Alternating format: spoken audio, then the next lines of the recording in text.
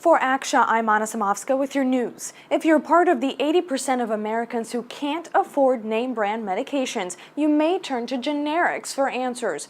And yet, the vast majority of generics are now manufactured outside of the U.S., making it even more difficult for the FDA to regulate exactly what's inside them.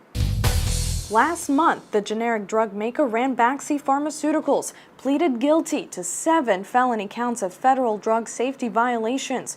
The company admitted to selling substandard generic drugs and making false statements to the FDA about its practices at 2 factories in India. The company's bad rep isn't anything new. Last year, Ranbaxy was forced to recall several lots of the generic drug Lipitor after it was found that some of the pills were laced with tiny pieces of glass. That medical headline we told you about, glass particles found in bottles of generic Lipitor. Because the company cannot explain why some of its capsules are laced with little pieces of glass. The settlement is the largest in history. Their guilty plea resulted in $500 million in fines, but some say that's merely a slap on the wrist for what the company has done. We sat down for an exclusive interview with Derek Lowe, a medicinal chemist and blogger. He's written about Ranbaxy in his blog titled In the Pipeline, a premier outlet in the world of pharmaceutical research. Here's what he had to say. You have all these things called GLP and GMP. Those are good laboratory practice and good manufacturing practice.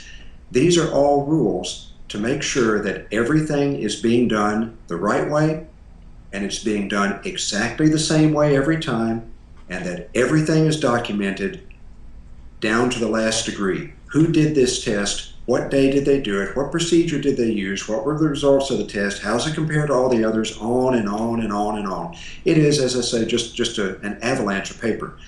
Ranbaxy appears to have just cut all of these nasty, pesky procedures out. They just faked it in many cases.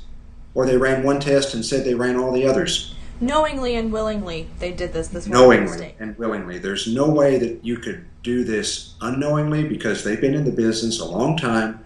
They know all about the regulatory environment. Any international generics company like them knows a vast amount about regulatory affairs. There's no way anyone could have thought that this was on the up and up. But perhaps even more disturbing is that the company willingly sold substandard anti-HIV medication to patients in need in sub-Saharan Africa. This is not only criminal, this is marginally human.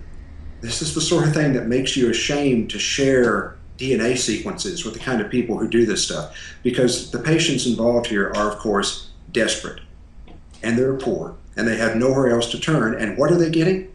Garbage. It really makes you wonder. You have a high-level official quoted here as saying, "Who cares? It's just blacks dying." Exactly. That was from one of the whistleblowers. She said that was what someone told her. Now, this is, of course, is the second hand, but the rest of her testimony has held up very well. I don't think she has any reason to lie about this. And frankly, that statement, as shocking as it is of a piece with Ranbaxy's conduct. They were making antibiotics for children that didn't work. They were making Lipitor pills with tiny fragments of glass in them. These are not the actions of a company or of people who are particularly concerned about what they're doing or what effects it has. What's the significance to this, or the relevance to this, to generics? Generics in general? I hope not much, because, as I say, the whole generic system works pretty well. The U.S. has expensive prescription medicines, but we have the cheapest generic medicines that you can find in the industrialized world. That works out fine. You have an incentive for the discovery companies, like where I work, to find new things. We get patent exclusivity, but we know that these patents are going to turn into pumpkins at an assigned date, and the generic manufacturers will take over. That only works, though, if the generics really are the same as the original medications. And in almost every case they are, but there have been a few troubling cases where things have not worked out. And this Ranbaxy business is, of course, just the gigantic elephant of all these troubling cases.